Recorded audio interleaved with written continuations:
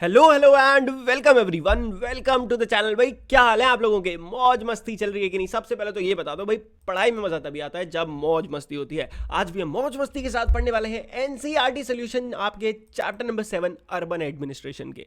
मैं सच्ची बताऊं यार, मुझे ना सिविक्स बहुत अच्छी लगती है क्योंकि इसमें हम वही पढ़ रहे होते हैं जो हमारे आसपास हो रहा है। तो जो चीज़ें भी आप पढ़ते हो तो उससे आप बड़ी इजीली रिलेट कर पाते हो, इसलिए मुझे सिविक्स बहुत पसंद है। अब आपको पसंद है कि नहीं, आप अपने ओपिनियन रख सकते हो कमेंट सेक्शन में। और वैसे मैं बता दूं, आज के हम इस चैप्टर को और इवन इस पूरे चैनल पे आपको मिलती है एकदम सुपर शॉर्ट फॉर्म और क्रिस्पी फॉर्म में पढ़ाई। तो अगर आपको ये पसंद आता है, चैनल को मारिए सब्सक्राइब। तो चलो शुरू करते हैं। क्वेश्चन नंबर 1 कहता है, why did the children go to Yasmin Khala's house? तो कहानी है चैप्टर में, उसके ऊपर ये क्वेश्चन है कि भाई बच्चे जो थे वो यास्मीन खाला के हाउस क्यों जाते थे। तो अब देखो, पहली बात, तुम्हारे पेपर में ये क्वेश्चन नहीं आएगा, मैं सच बता रहा हूँ। क्यों? क्योंकि किसी भी ऐसी स्टोरी से क्वेश्चन नहीं बनता, क्वेश्चन बनता है जनरल कॉन्सेप्ट से। तो वो इस कहानी को हम पढ़ के जो समझेंगे वो मैं आपको बताता हूँ। Children went to Yasmin Khala's house to know about the person who is responsible for the maintenance of street lights and to whom they should pay. तो वो उनके घर क्यों गए थे? क्योंकि वो ये जानना चाहते थे कि जो स्ट्रीट लाइट है ना, जो हमारे रोडों पे लगी रहती हैं, इनको कौन मेंटेन करता है, और अगर ये ख़राब होती है, ये सही करानी है, तो इसके पैसे उन्हें किसको देने रहते हैं। अगर उन्होंने मतलब बच्चों ने क्या करा, स्ट्रीट लाइट फोड़ दी, अब उसको ठीक कराने के लिए वो किसे पैसे देंगे? रिहान जो है ना, रिहानाज की mom told them that municipal corporation take care of the replacing lights. तो आपको इस आंसर से ये सीखने को मिलता है कि स्ट्रीट लाइट की देखरेख कौन करता है? म्यूनिसिपल कॉरपोरेशन ही करती है, और हमने पूरे चैप्टर में यही समझा था। सो इसीलिए वो गए थे यास्मीन खाला के घर। ठीक है, चलो next. List 4 ways in which the work of the municipal corporation affects the life of a city dweller. City dweller क्या होता है? जो सिटी में रहने वाला होता है, बस सिंपल। चलो, तो कौन से वो 4 तरीके हैं? पहला, construction and maintenance of road, park, street light, ये सब म्यूनिसिपल कॉर्पोरेशन करता है। तो अगर ये अच्छे से नहीं बनेंगे तो एक आम आदमी की जिंदगी पे तो असर पड़ेगा ही ना। अगला है क्लीनिंग और मेंटेनेंस ऑफ ड्रेनेज सिस्टम। नालियाँ होती हैं भाई, नाली के थ्रू हमारे घर के सारा पानी सही जगह तक पहुंचता है। अगर इनका मेंटेनेंस सही होगा तो रहने वाले इंसान को लगेगा कि हाँ अच्छे शहर में रह रहा है, नहीं होगा तो उसे लगेगा हाँ खराब शहर में रह रहा है। तीसरा है collection and disposal of garbage. Garbage आपके शहर में कितने सही तरीके से डिस्पोज होता है ना, ये भी बहुत डिपेंड करता है आपका सिटी, आपका म्यूनिसिपल कॉर्पोरेशन कितने अच्छे तरीके से काम कर रहा है। उसके बाद फिर आता है supply of safe drinking water, पानी कैसा आता है। इलेक्ट्रिसिटी सप्लाई कैसी आती है, एक एक्स्ट्रा पॉइंट दे दिया है सो दैट आपको जो याद रहे वो 4 लिख देना। अब भैया क्वेश्चन है, म्यूनिसिपल काउंसलर कौन होता है? ये भी हमने पढ़ा था। म्यूनिसिपल काउंसलर कौन होता है? एक इलेक्टेड मेंबर होता है कमेटी का म्यूनिसिपल कॉर्पोरेशन की। इलेक्टेड मतलब इसको इलेक्ट किया जाता है एक वार्ड में से, हर वार्ड का एक लीडर होता है जिसे कहते हैं म्यूनिसिपल काउंसलर। ठीक है, और इसको इलेक्ट किया जाता है। The ward of municipal councillor listened to the problem of the local people and help them to get in touch with the concerned authority. अब इसका क्या काम होता है? इसका काम होता है कि लोकल लोगों की जो प्रॉब्लम है उन्हें सुनना, और कंसर्न्ड अथॉरिटी यानी कि उनकी जो प्रॉब्लम है वो जिस चीज़ से रिलेटेड है उन्हें उस पर्टिकुलर अथॉरिटी तक पहुंचाना कि भाई आप इस डिपार्टमेंट में जाइए, यहाँ पे आपका प्रॉब्लम सॉल्व हो जाएगी, या फिर मैं खुद पहुंचा दूंगा। समझ गए? They also make budget of their ward and put it in front of the whole council. ये भी उनका काम होता है कि अपने पूरे वार्ड के लिए बजट बनाना, उसे काउंसिल के सामने रखना, सो दैट फिर वो काउंसिल से कहाँ जाता है? वो काउंसिल से जाता है गवर्नमेंट के पास या डिस्ट्रिक्ट गवर्नमेंट के पास, और वहाँ से फिर वो पास होकर वापस आता है। अब अगला क्वेश्चन है, what did Gangabai do and why? Gangabai ने क्या किया था? तो Gangabai went to the ward councillor house after gathering small group of women, shouting slogans and described the situation in the locality to him. तो गंगाबाई को जो दिक्कत थी, उन्होंने उसको सॉल्व करने के लिए क्या करा? वो गए वार्ड काउंसलर के घर के सामने, वहां धरना दे दिया सारी औरतों ने मिलकर। She did so because there were uncollected garbage lying all over in the locality which attract dogs, rat, flies and people are getting ill from this. तो जहां बेचारी गंगाबाई रहती थी वहां ना कूड़ा फैला रहता था हर जगह, जिसकी वजह से कुत्ते आते थे वहां पे, मक्खी मच्छर भिनक रहे हैं और लोग बीमार पड़ रहे थे। तो इसका म्यूनिसिपल कॉर्पोरेशन कुछ कर नहीं रहा था, तो उन्होंने धरना दिया वार्ड काउंसलर के सामने।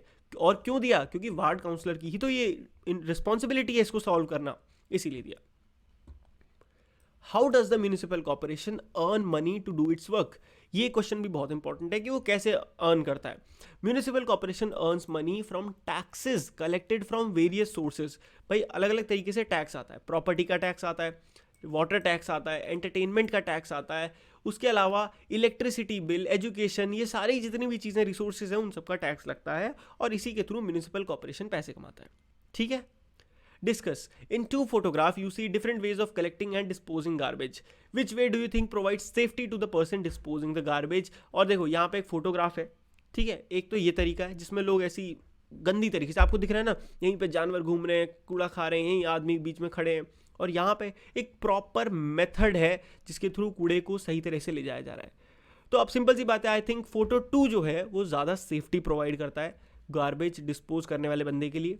In first photo, people collecting garbage might get injured or infected and may fall ill. भाई बीमार पड़ सकते हैं ऐसे कूड़े में सीधे हाथ डाल रहे हैं.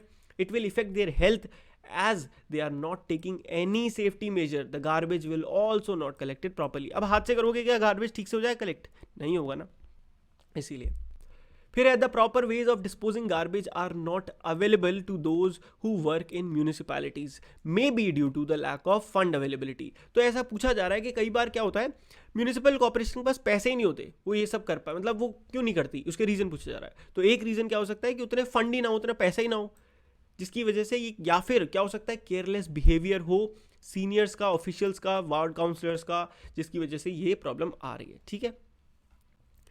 Several poor people in the city work as a domestic servant as well as work for the corporation, keeping the city clean. Yet the slums in which they live are quite filthy. Filthy क्या होता है? गंदे. This is because these slums seldom have any water and sanitation facilities. ऐसा इसलिए होता है क्योंकि यहाँ पे बहुत ही कम सफाई और पानी की फैसिलिटीज होती हैं. The reason often given by municipal corporation is that the land in which the poor have set up their home does not belong to them.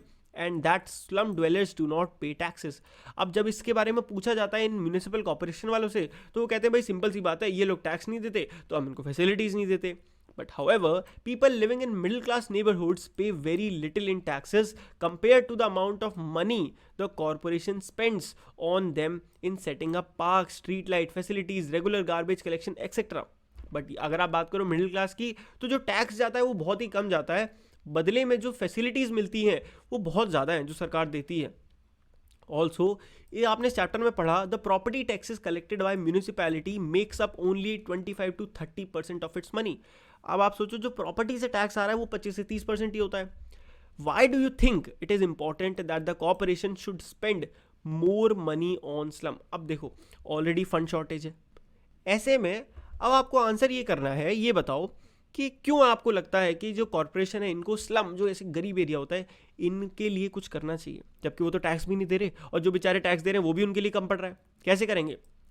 Y is it important that the municipal corporation provide the poor in the city with the same facilities that the rich get? अब सोच रहे हो कितना important question है, सोचने वाला question है, सोच के देखो.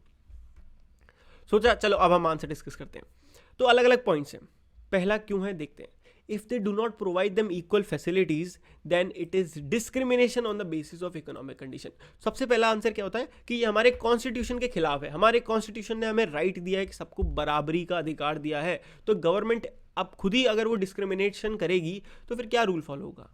Second, slums are also a part of society. The people living in the there contribute a lot for the society and also the major work population like domestic servant, municipal worker, cleaner, etc.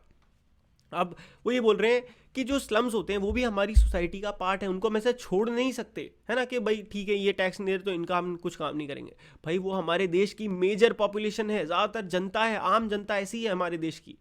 और तीसरा, diseases can also spread to the neighboring locality of the slums due to dirty condition. तो अगर कहीं पे आप साफ सफाई नहीं रखोगे उसकी वजह से बीमारियां फैल सकती हैं, तो इसलिए जिम्मेदारी बनती है म्यूनिसिपल कॉर्पोरेशन की कि वो ख्याल रखे. एंड इसी के साथ हमारा चैप्टर हो गया पूरी तरह खत्म, सारे क्वेश्चन आंसर्स भी डिस्कस हो गए हैं. अगर आपने अभी तक चैप्टर एक्सप्लेनेशन नहीं देखा तो जाके देख सकते हो.